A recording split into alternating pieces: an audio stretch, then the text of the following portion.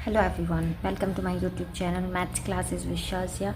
हम स्टार्ट कर रहे हैं क्लास 11 का chapter 9 straight lines.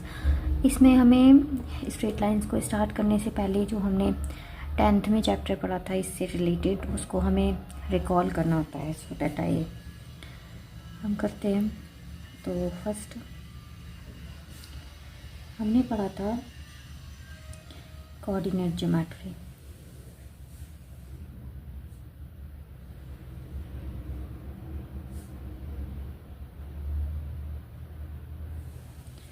Coordinate geometry ये हमारे पास 2 डायमेंशनल कार्टेशियन प्लेन होता है, जिसमें कि अगर कोई पॉइंट एक्स एक्सिस पर है तो हम उसको a,0 से डिनोट करेंगे, माना कि ये कोई ए पॉइंट है। और अगर कोई पॉइंट बी वाई एक्सिस पर है तो उसके जो पॉइंट्स होंगे वो क्या होंगे, 0,b। एंड बोथ दीज, इसमें 2 एक्सिस होती हैं, x axis and y-axis, and both these axes divide of the plane in 4 parts. First is first quadrant, second quadrant, third and fourth। तो ये तो हो गया Cartesian plane.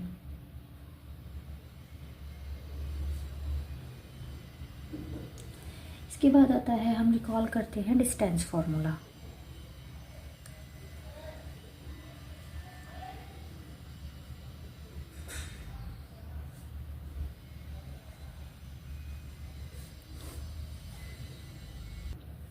How we describe distance formula.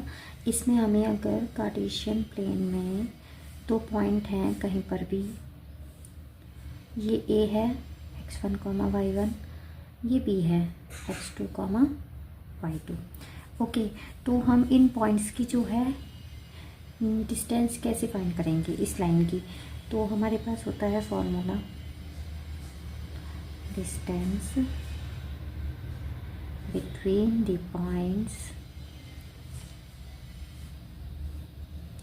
ए को हमने माना है x1, y1 एंड बी को हमने माना है x2, y2। इज होती है A B is x2 minus x1 square plus y2 minus y1 square. इसके बाद आता है हमारे पास सेक्शन फार्मूला।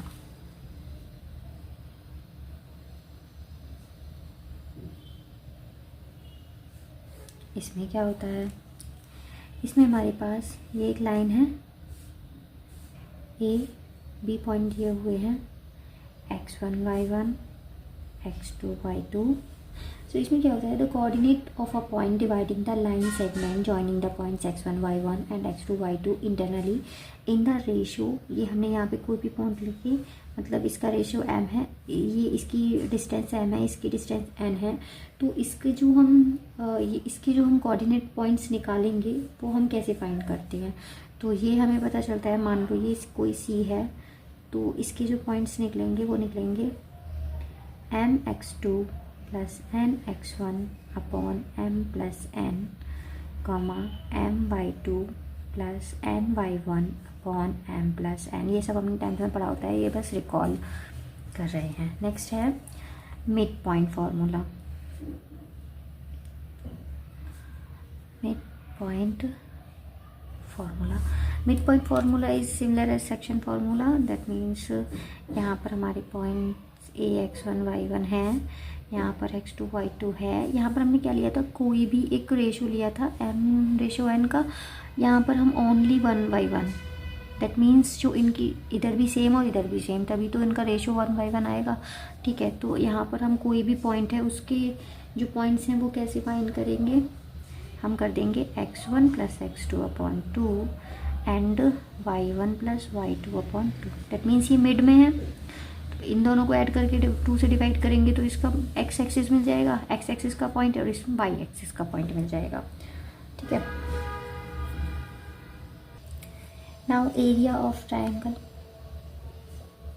इसको कैसे फाइंड करते हैं हम।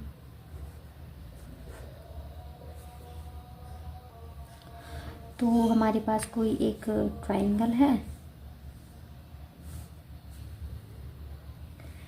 ट्राइंगल की वर्टिसेस हैं A x1 y1, b x2 y2, c x3 y3. So area of triangle A B C is half. हम ये मॉड इसलिए लगा रहे हैं मॉडुलस क्योंकि अगर एरिया तो कभी नेगेटिव नहीं हो सकता, क्योंकि अगर माइनस में कभी वैल्यू आ भी जाती है तो हम उसको माइनस में नहीं पॉजिटिव कर देंगे. ठीक है, ये उसको पॉजिटिव कर देता है. सो y2 minus y3 plus x2, y3 minus y1 plus x3, y1 minus y2. Okay, so now if triangle of ABC, if triangle of ABC is 0, then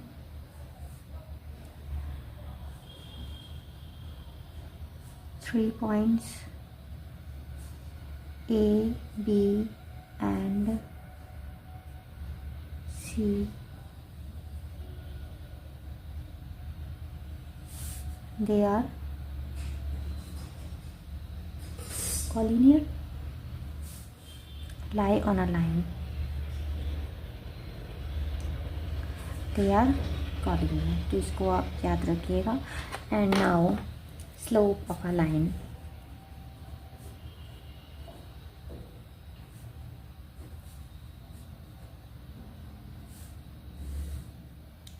slope of a line is, जैसे कि हमारे पास Cartesian plane होता है, हम इसमें क्या करते हैं कि एक लाइन करते हैं. एक लाइन ये हो गई. अब मैं ऐसे कर देती हूँ. एक लाइन ऐसी भी कर सकती हूँ मैं, और एक लाइन में क्या करती हूँ कि कुछ इस तरह से भी कर सकती हूँ. ओके, तो ये कार्टेशियन प्लेन में हमने लाइन ले ली. पहले डेफिनेशन लिख लेते हैं. If theta is the inclination of a line L, then tan theta is called the slope or gradient of the line L. Okay, and the slope of the line, देखो ये हमने ये Cartesian plane है, ये एक line L ले ली. अब हमें कैसे पता चलेगा कि स्लोप हम कैसे फाइंड करेंगे? हम जब भी कोई लाइन होगी उसका जो पॉजिटिव एक्स एक्सिस, मतलब ये पॉजिटिव एक्स एक्सिस होता है, ये वाई एक्सिस होता है, ये नेगेटिव में जाता है, ये वाला भी नेगेटिव में जाता है. तो ये जो इसकी जो लाइन का जो एंगल है, हम पॉजिटिव एक्स एक्सिस की साइड से जो है ना उसको देखेंगे. तो ये वाला, ये जो एंगल होगा वो कितना होगा. अब माना कि देखो मैंने ये किया. अब मैं क्या कर रही हूँ कि हम जो स्लोप के लिए हम जो एंगल लेते हैं वो पॉजिटिव एक्स एक्सिस से लेते हैं. पॉजिटिव एक्स एक्सिस से मुझे ऐसे लेना पड़ेगा. ठीक है, ऐसे लेना पड़ेगा. तो ये तो 90 एंगल बन गया. ओके, और यहाँ पर मुझे अगर एक लाइन यहाँ पर है और मुझे पॉजिटिव से लेना है, क्योंकि मैं कभी भी नेगेटिव से नहीं ले सकती, तो ऐसा नहीं है कि मैं ऐसा कर दूँ, ये गलत हो जाएगा.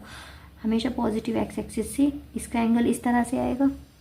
ठीक है, तो यहाँ पर अब यहाँ पर ये हमारे पास थीटा जो भी एंगल रहे, यहाँ पर ये थीटा जो भी एंगल रहे, ये जो भी होएगा थीटा हमारे पास, जब हम इसको टैन में रख देंगे, मतलब टैन थीटा निकालेंगे, तो हमारे पास क्या आ जाएगी? स्लोप आ जाएगी. तो simple m is equal to tan theta. हम और स्लोप को हम किससे रिप्रेजेंट कर देते हैं? m से. तो जो भी इस लाइन का एंगल आएगा हम उसको यहाँ पे टैन थीटा की जगह पुट कर देंगे, तो हमारे पास स्लोप आ जाएगा. ठीक है, अब ऐसा कहते हैं कि जो स्लोप ऑफ एक्स एक्सिस जो होती है, यहाँ पर लिखती हूँ मैं note, slope of X axis is 0. Y? यहाँ पे मैंने यहाँ एक और कार्टेशियन प्लेन ले लेते हैं हम. ठीक है, चलो कार्टेशियन प्लेन लिया. स्लोप ऑफ एक्स एक्सिस मतलब एक्स लाइन जो है वो एक्स एक्सिस ही है. ठीक है, तो जब मैं इस लाइन का पॉजिटिव एक्स एक्सिस से करूँगी तो क्या होगा बताना ज़रा. अब मैं ऐसे तो करके नहीं ले जा सकती ना, मतलब ये 0 एंगल रहेगा. मतलब मैं इसको ऐसे करके कहीं भी नहीं ले जा सकती, 0 एंगल रहेगा. इसलिए slope of X axis is 0. यहाँ पे हम ऐसे लिख कर भी दे सकते हैं, टाइम 0 इज 0 आ जाएगा. ठीक है, अब स्लोप ऑफ, ये हो गया हमारे पास first, second slope of y axis is undefined, undefined that means 1/0। Okay, तो कैसे, ये हमारे पास स्लोप ऑफ y एक्सिस था, ये वाला y एक्सिस 90 डिग्री। अब हमने कहा है कि जो भी एंगल बनता है लाइन का हम उसे tan थीटा में रख देंगे। अब मैं यहाँ पे थीटा की जगह अगर 90 पुट करती हूँ तो tan 90 की वैल्यू क्या होती है, इन्फिनिटी, अनडिफाइंड है, तो इसलिए slope of y axis is 1/0 आ जाता है। ठीक है, ये याद रखिएगा। नेक्स्ट है if slope of a line when coordinates of any two points on the line are given। Okay, तो ये हमारे पास क्या हो जाएगा कि देखो, अब हमें कार्टेशियन प्लेन में अब हमें क्या दे दिया कि जो हमारे पास लाइन है ना उसके पॉइंट्स दिए हुए हैं। माना मेरे पास ये x1 y1 है और ये भी x2 y2 है, तो 2 points on the line are given, ये 2 पॉइंट दिए हुए हैं। तो अब यहाँ पे हमें अगर एंगल ना दिया हो, अगर एंगल दिया हो तो हम m=tan थीटा करके फाइंड कर लेंगे, और अगर एंगल ना दिया हो, कौन पॉइंट्स दिए हो, तो हम जो हमारे पास जो m से हम स्लोप को फाइंड कर रहे हैं, तो स्लोप क्या होगी y2 minus y1 upon x2 minus x1। Okay, next आता है कि अब अगर हमारे पास ये कार्टेशियन प्लेन है, अब हमारे पास एक लाइन ना दे के 2 लाइन दे दें, एक, और जो दूसरी लाइन है ना वो इसकी पैरेलल है। ठीक है, तो पैरेलल लाइन तो कैसी होती हैं, ऐसी जाती रहती हैं, कभी इंटरसेक्ट नहीं करती हैं। ठीक है, तो जब ये पैरेलल लाइंस हैं तो इसका जो एंगल होगा, इसका जो एंगल होगा सेम होगा, अल्फा इक्वल टू बीटा होगा ना, होगा। तो ये जो लाइन है वो L1 है, ये जो लाइन है वो L2 है। तो जब भी हमारे पास 2 लाइन दी होंगी और वो पैरेलल होंगी तो हमारे पास क्या होगा, तो जो इनके स्लोप जो होते हैं वो इक्वल होते हैं। कैसे होते हैं, देखो, यहाँ पर एंगल दोनों सेम है, alpha is equal to beta है, तो मैं line L1 M1 is the slope of line L1 and M2 is the slope of line L2। ठीक है, तो M1 क्या आएगा मेरे पास, ये L1 tan अल्फ़ा, इसमें एंगल tan अल्फ़ा है, और M2 tan बीटा। अब ये देखो एंगल तो हमारे पास सेम है ना, तो M1 is equal to M2 since alpha is equal to beta. जब एंगल सेम है तो मैं यहाँ पे अल्फ़ा बीटा कुछ भी पुट करूँ, tan की वैल्यू दोनों जगह सेम आएगी, तो M1 is equal to M2 हो जाएगा। एंगल सेम क्यों है, अगर मेरे पास ये एंगल सेम नहीं होगा, मानो देखो ऐसे, अगर इसका है कुछ और है इसका कुछ और हो गया, तो ये कहीं ना कहीं जाके इंटरसेक्ट कर रहे होंगे।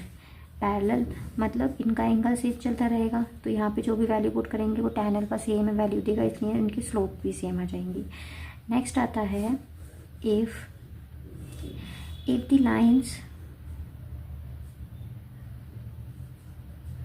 Are perpendicular। okay, so if one line is this and the one line is this, okay, तो ये परपेंडिकुलर हो गई। परपेंडिकुलर मतलब यहाँ पे देखना इनका, तो इनके जो स्लोप्स की और जब हम मल्टीप्लाई करेंगे तो वो क्या आना चाहिए, -1। तो जब भी -1 आएगा वो परपेंडिकुलर होंगी, ओके, और जब भी वो पैरेलल होंगी तो उनके स्लोप्स इक्वल होंगे। नाउ एंगल बिटवीन 2 लाइन्स,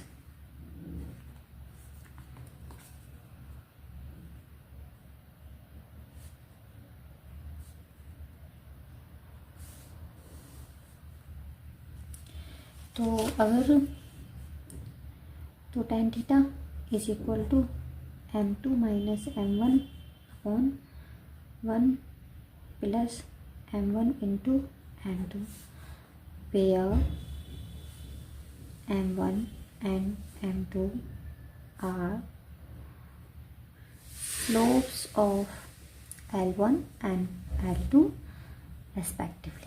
ठीक है, तो अगर मेरे पास दो लाइन है इस तरह से कुछ एंगल तभी तो होगा जब वो इंटरसेक्ट कर रही होंगी। तो जब वो इंटरसेक्ट कर रही हैं तो यहाँ पे कुछ ना कुछ एंगल बनेगा।